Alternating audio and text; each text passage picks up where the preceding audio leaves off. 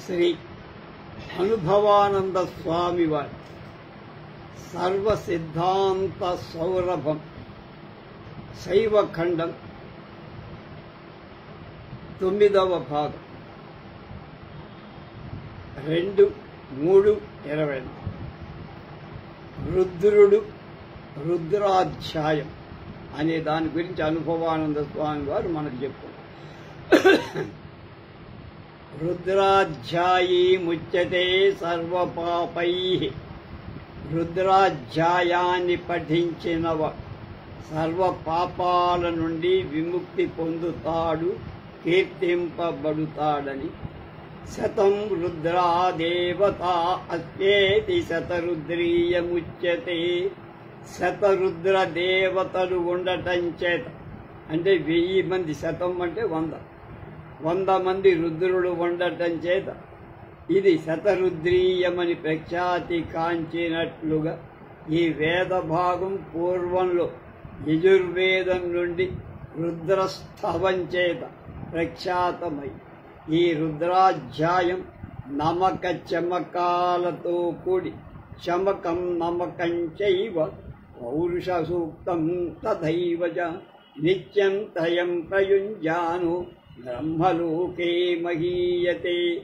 నమక చమక పురుష సూక్తాలతో ఎవడు హోమకార్యం చేస్తాడో వాడు బ్రహ్మలోకాన్ని పొందుతాడు అని వాయు పురాణం చెప్పింది.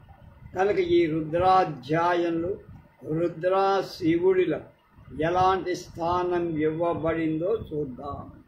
కనుక గ్రంథనామమే రుద్ర శబ్ద ప్రధానంగా ఉండటం చేత ఋగ్వేదీయ రుద్రుడికే ఇందులో ప్రాధాన్యం ఉంది అని, శివుడి కాదని మనకి అర్థమవుతుంది. కనుక నమకం నమస్కారపూర్వకంగా ఉండగా శమకం హవిస్సు రూపంగా ఉంది. నమకం నమస్కారపూర్వ, శమకం హవిస్సు రూపంగా. నమకం 12 అనువాకాలతో 179 మంత్రాలతో విరాజిల్లుతుంటే శమకం 32 మంత్రాలతో. ప్రథమతః రుద్ర శబ్దం రుతిం శబ్దం రాతి దదాతీతి ప్రాణో రుద్ర ఇచ్యుచ్యతే అనే శబ్దం ఇచ్చేటువంటి దాని ప్రకారం ప్రాణరూపుడు రుద్రుడు అనబడుతాడు. అంటే రుతిం శబ్దం వేదాత్మానం బ్రహ్మణే దదాతి కల్పాదావితి రుద్ర. కల్పాది ముందు, కల్పాదిలో, కల్పం యొక్క ప్రారంభంలో బ్రహ్మం అని వేదరూప శబ్దం ఇచ్చేవాడు రుద్రుడని, మళ్ళీ కల్పాదిలో బ్రహ్మం అనే వేదరూప శబ్దాన్ని ఇచ్చేవాడే రుద్రుడని. హృదం సంసార దుఃఖం ద్రావయతీతి రుద్ర. సంసార దుఃఖాన్ని పోగొట్టేవాడు రుద్రుడని. రోధిక వంధిక మోహిక వా శక్తి తద్వారితస్తస్యా ద్రావయిత వా భక్తేభ్యో రుద్ర. నిరోధిస్తూ, బంధిస్తూ, మోహింపచేసే శక్తుల భక్తుల నుండి పోగొట్టేవాడు రుద్రుడు అని వేద గ్రంథ వ్యాఖ్యాత భట్ట భాస్కర వివరణ. అశుభ్రద్రావకో రుద్రో యజ్జహార పునర్భవం తస్మాచ్చివస్తరో రుద్ర శబ్దేనాత్రాభిధీయతే. అశుభాలను పోగొట్టేవాడు, పునర్జన్మ నశింపచేసేవాడు కనుక శివుడు రుద్ర శబ్దం చేత పిలవబడతాడు అని అతడు రుద్ర శివ శబ్దాలకు అన్వయం చెప్పాడు.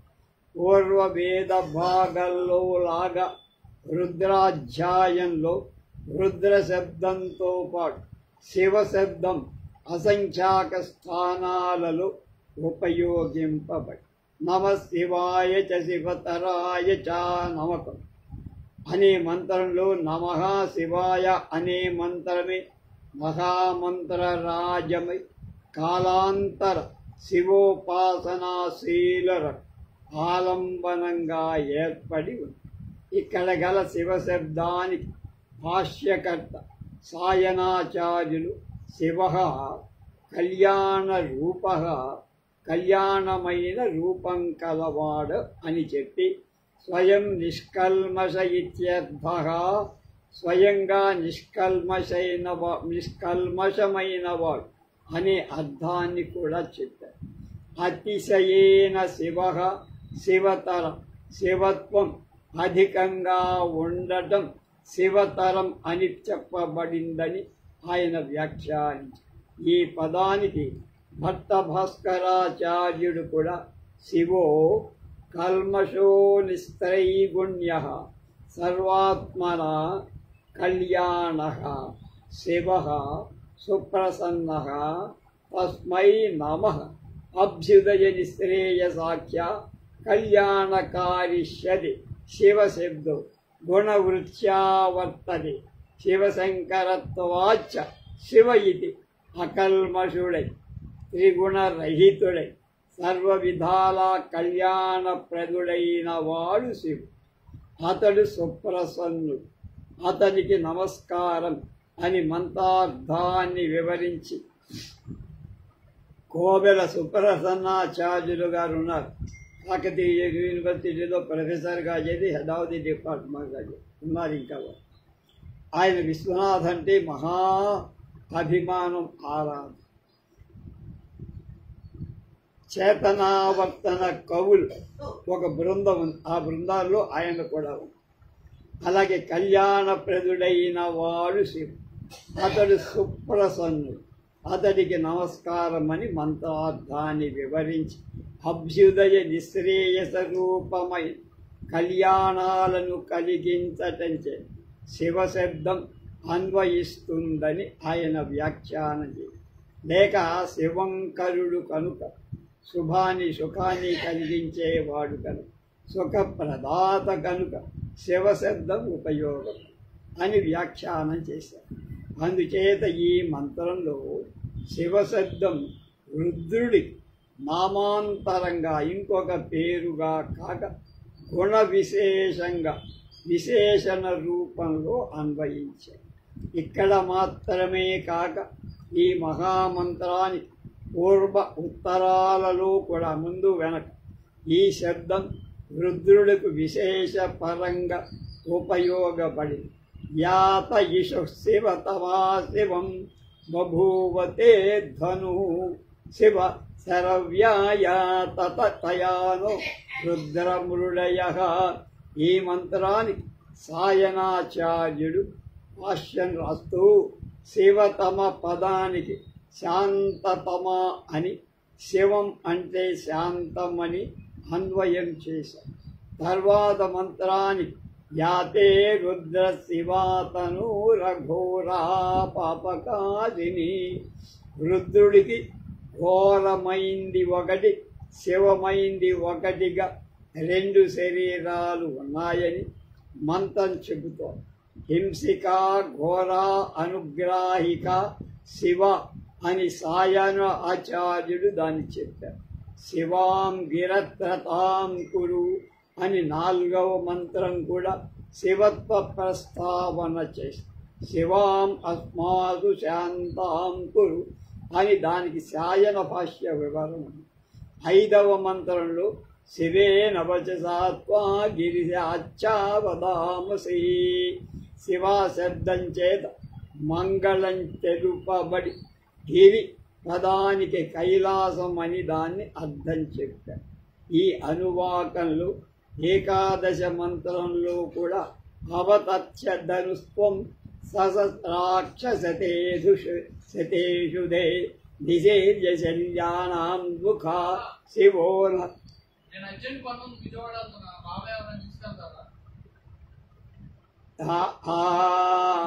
సహస్రాగ్రదేశే నిషేధ్య శల్యానాం ముఖా శివో న సుమనా భవ. సుమనా అనుగ్రహయుక్త సంశివ శాంతో భవ.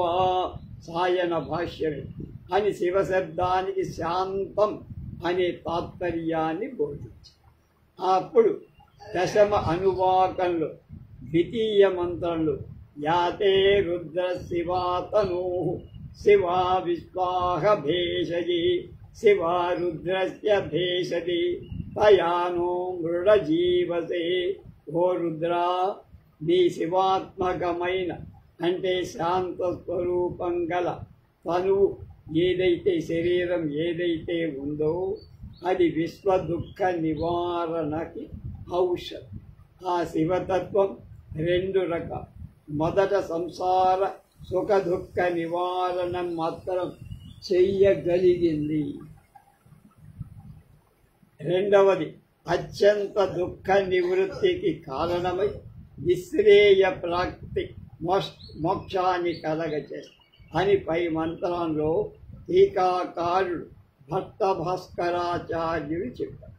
శివతమాతిశయేన శాంతస్వరూపం అని అందులో ఉండే సద్గుణ సర్వమంగళకరత్వాన్ని సూచించే విశేషణ పదంగా ఉన్నది కానీ నామవాచకం కాదంటారు. అందుకే రుద్రుడికి ఇక్కడ శివనామ అన్వయం కాలేదని ఆయన చెప్పాడు. లేక ఈయన కూడా అలాగే. ఈ విధంగా నమస్సర్వాయ చ పశుపతయే చ శృణాతి హినస్తి పాపమితి సర్వ పశు సమానానాను జ్ఞానానాం పురుషాన్ పాలయతేతి పశుపతి అని సాయన భాష్యం ఉంది. పాపాలను నశింపచేసేవాడు శర్వుడని, పశువుల్లాగా అజ్ఞానంలో ఉన్న పురుషులను పాలించేవాడు పశుపతి అని తాత్పర్యం. నమో భవాయ చ రుద్రాయ చ భవంతి ప్రాణినోస్మాదితి భవః హృత్ రోదనహేతుభూతం దుఃఖం ద్రావయతీతి రుద్రః సర్వప్రాణుల యొక్క అంతర్యామిగా ఉండటం చేత భవుడు రోదన కారణమైన దుఃఖాన్ని నిర్మూలించేవాడు రుద్రుడు అని భవశబ్దం కూడా ఇందులో ఉపయోగపడి. నమక్కపద్దినే చ వ్యుక్తకేశాయ చ జటాదూటం కలవాడు కపర్ది, ముండిత కేశాలు కలవాడు వియుక్త కేశుడు, అర్ధముండిత కేశుడు వియుక్త కేశుడు అని భట్ట భాస్కరాచార్యుడు అర్థం చెప్పి. నమ సోమాయ చ రుద్రాయ చ ఉమయా సహసోత్తత ఇది సోమ. ఋగ్వేదంలో కనపడని ఉమ భార్యగా రుద్రుడికి ఇక్కడ అన్వయం ఇచ్చినట్లుగా తెలుపబడుతుంది కేనోపనిషత్తు. లేక సోమ శబ్దం చంద్రపరం చేస్తే సోముణ్ణి భూషణంగా నెలవంకగా ధరించిన వాడు. సోమపదం సుఖ సంతోషాలు కలవాడినిగా ఇచ్చేవాడిగా అన్వయించడం కూడా అవకాశం. నమ సంగాయ చ శం అంటే సుఖం గమయతి ప్రాపయతి శంగ సుఖాన్ని ప్రాపకాన్ని కలగచేసేవాడు శివుడు. అలాగే నమ సంభవే చ శం సుఖం భావయతి ఉత్పాదయతి శంభు సుఖాన్ని భావించి పుట్టించేవాడు శంభు. అలాగే నమ శంకరాయ చ విషయ సుఖం మోక్ష సుఖం అని సుఖం రెండు రకాలు. ఇందు పిత్రాది రూపేణ శం లౌకిక సుఖం కరోతీతి శంకర. జననీ జనకాది రూపంగా లౌకిక సుఖాలను ఇచ్చేవాడు శంకరు అని అన్న. నమో నీలగ్రీవాయ చ శితికంఠాయ చ కాలకూటధారణేన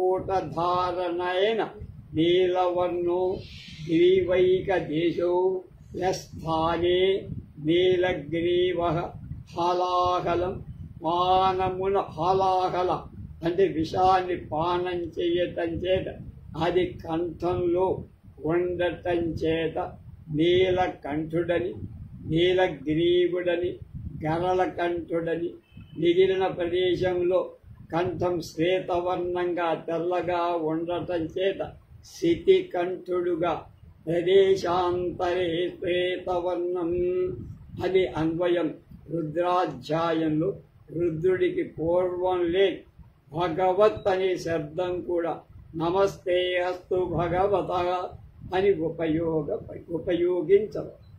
భగ శబ్దానికి సాయనుడు ఐశ్వర్యస్య సమగ్రస్య ధర్మస్య యశసః శ్రియః జ్ఞాన వైరాగ్యయోశ్చైవ షణ్ణాం భగ ఇతి రణాః.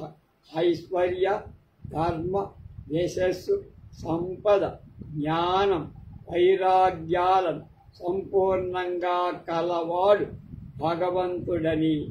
ఉత్పత్తించ వినాశంచ భూతానాం అగతిం గతిం వేత్తి విద్యాంచ స వాచ్యో భగవాని. జీవుల ఉత్పత్తి వినాశాలను, భూతాలకు ఆగమాపాయిగా విద్యా అవిద్యలను తెలిసినవాడు, చెప్పేవాడు భగవానుడు. ఈ విధంగా కాలాంతరంలో శైవానికి, శివుడికి వ్యవహరింపబడుతున్న పేర్లన్నీ అనేకంగా రుద్రుడికి అన్వయనామాలుగా గుణ విశిష్టంగా వాడబడి ఉన్నాయని గమనించండి అంటున్నారు అనుభవానంద స్వామి. కనుక వాటి అన్నిటినీ శివనామమే ప్రధానమై, రుద్ర శబ్దం అప్రధానమై శైవ మతంలో రూపొందింది అని దీనివల్ల అర్థమవుతుంది.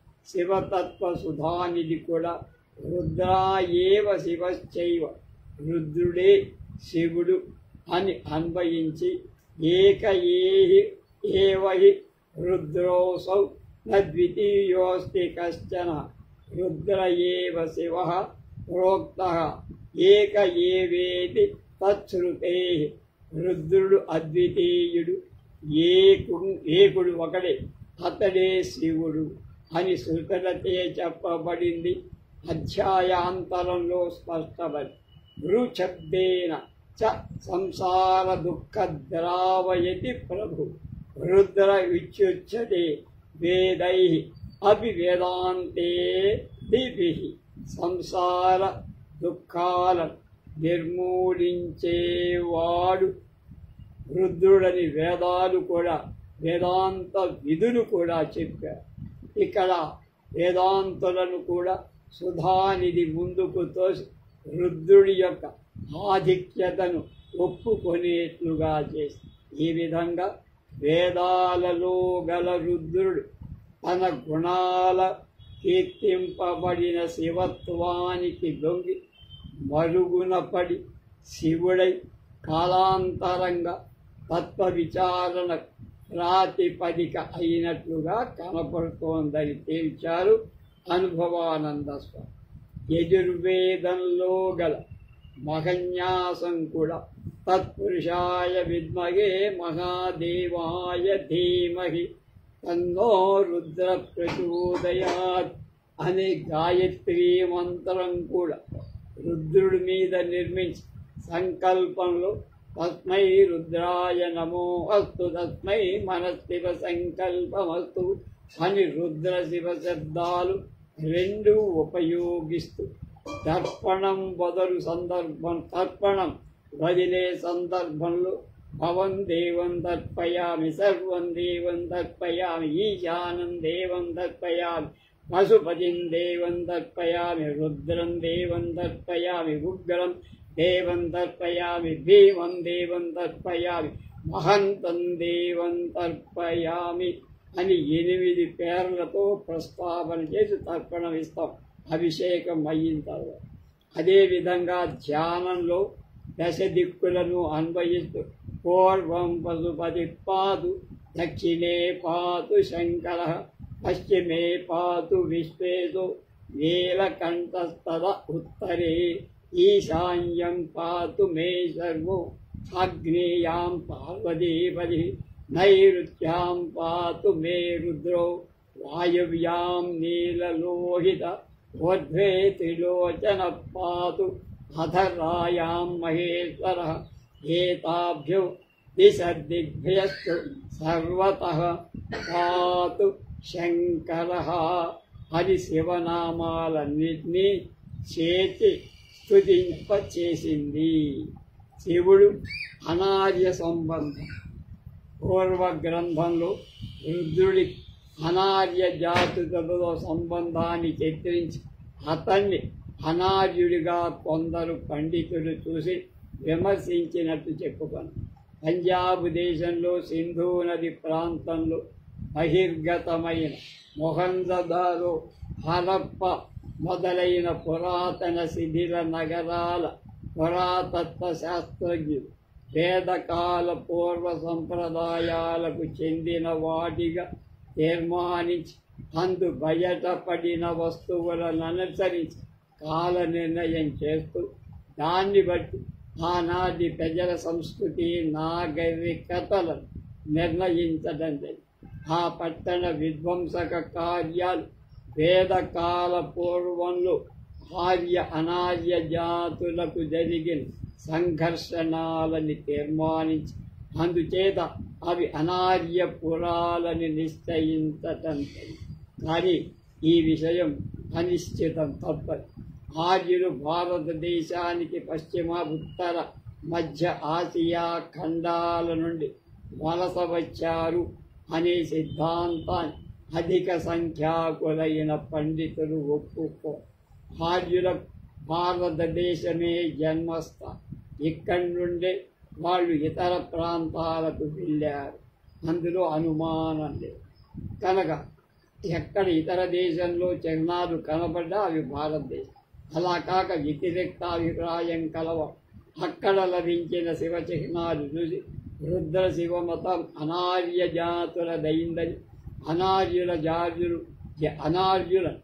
ఆర్యులు జయించి వారి సంప్రదాయాలను కొన్నిటిని అవలంబించాలని అందు రుద్ర శివ మతం ఒకటి ఉందని చెప్పారు. అందు భండార్కర్ పండితుడు ముఖ్యం.